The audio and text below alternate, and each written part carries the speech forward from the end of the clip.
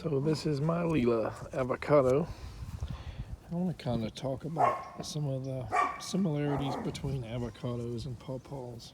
I've probably showed this pawpaw off on several occasions and updates. It's probably 15 to 16 foot, maybe a little higher, maybe a little shorter. This is my oldest pawpaw, Tennessee mountain one. And I'm always looking at the sun when I go up like this. But there are little round brown ball-like things, buds. And that's going to be flowers. There's potentially going to be like 100 or more on this pawpaw. And this is a smaller, I think, a Tennessee mountain pawpaw too. So it's probably about 4 foot tall.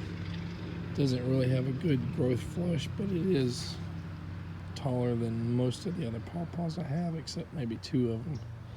Probably should prune it to make it like spread out more, and hopefully it'll eventually get a good growth flush and just go up to 10 or 20 feet.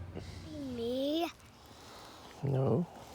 So this is one of the seedling pawpaws. It's probably about 2.5 foot tall.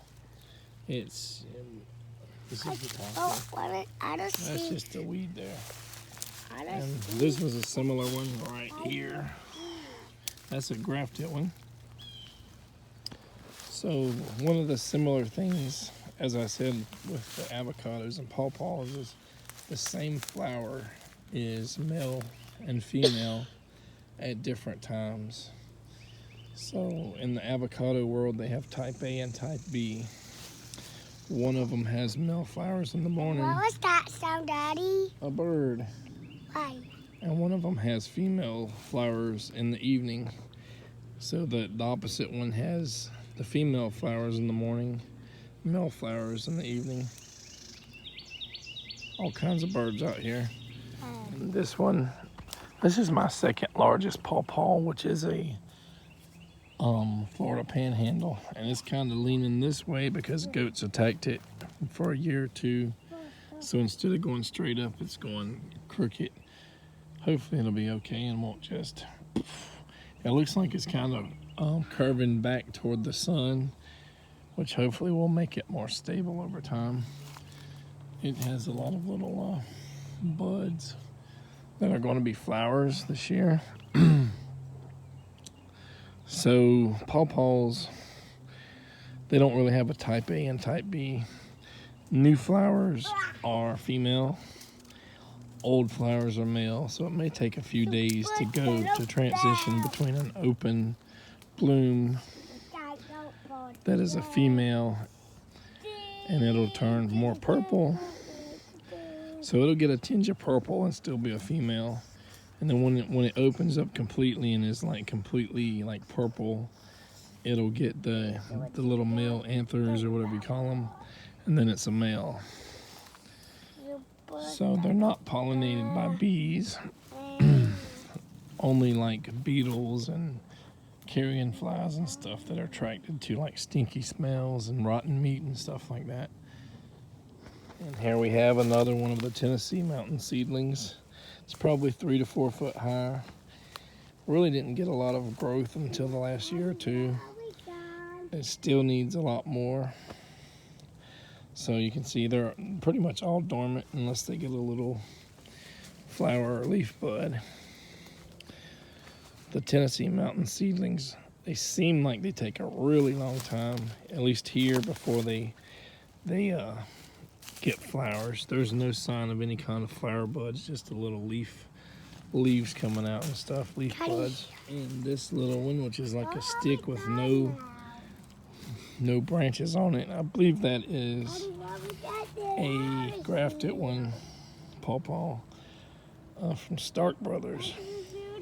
I know I also had 1 or 2 grafted ones that I planted that died at the graft line here and may have come up as a seedling. Yeah, right here's one of them.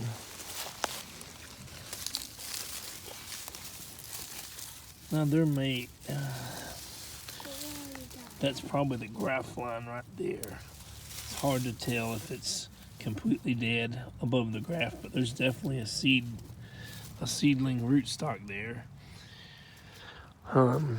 It's hard to tell exactly how many I have. I have another grafted one over here.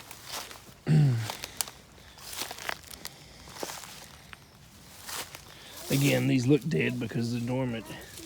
There's a little leaf bud though. If they get their growth flush, they'll definitely look a lot better. So I have probably at least 6 grafted types of pawpaws, and when the rootstock eventually suckers, which they always do, that'll be another 6 plus genetically different plants. Now some people say to cut the suckers off because it steals nutrients from the main graft and eventually will kill the grafted plant. Other people say that you can keep them to pollinate, so it's hard to tell who's right. So there have been a lot of pawpaws I've planted over the years, and some of them have come up, look like they're dead and come back up for years and years and years. Some of them eventually would stop coming up. It's hard to tell if I got some more that haven't just made another a flush of growth so that I can see them and verify their existence.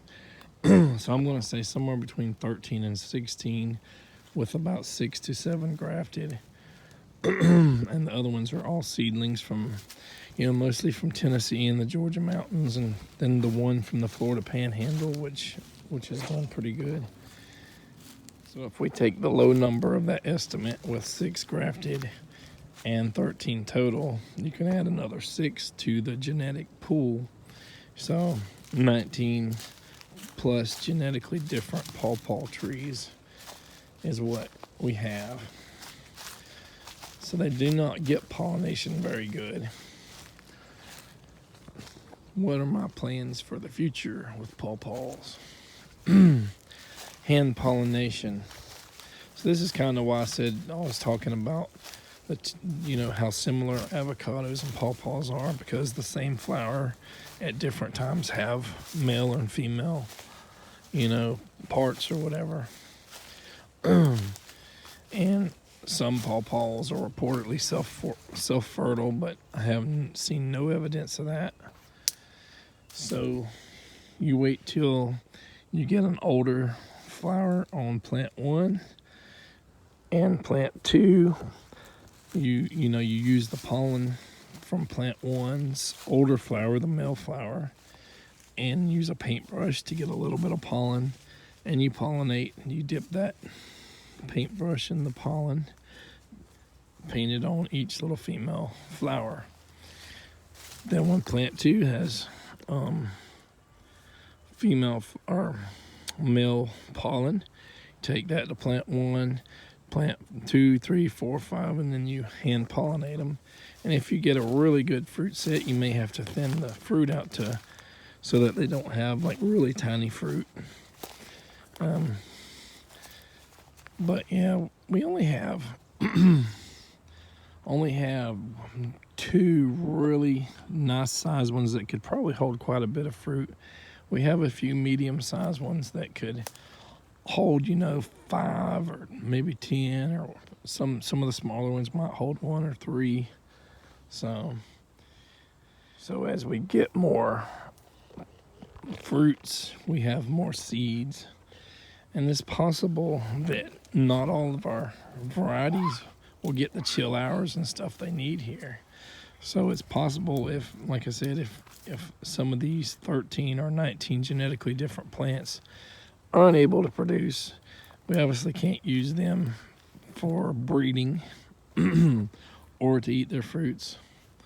We can just hope that we can get something here so that we can cross pollinate and get seeds and seedlings.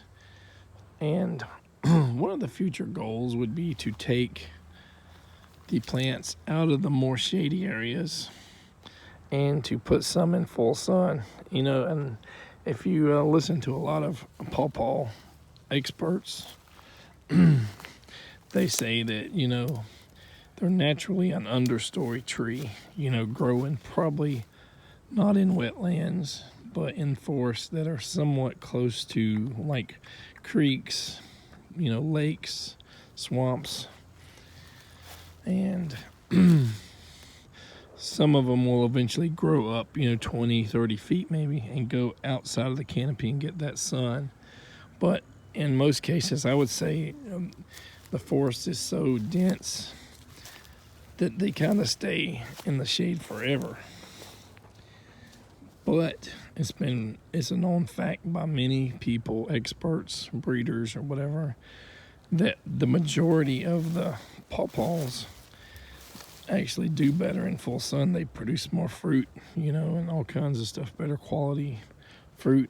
They just can't take the full sun for the first, 2 seasons or in the ground.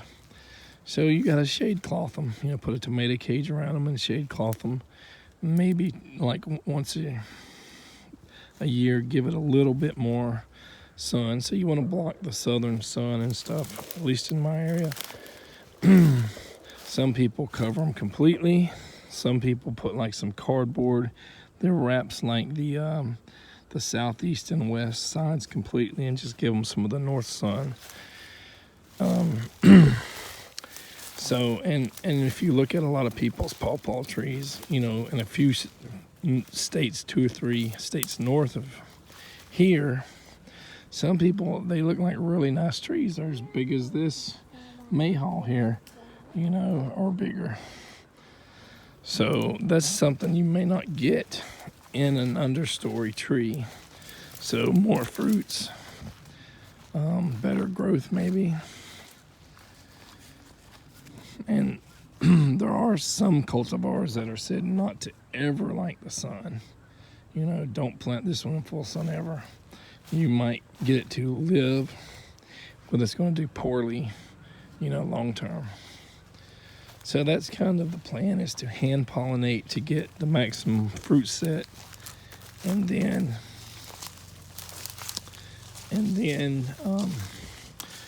get some in the full sun, put the shade cloth around them and see how much fast growth and stuff they get. So that's about it for today's episode. Hopefully you can hear me with my hoarse voice.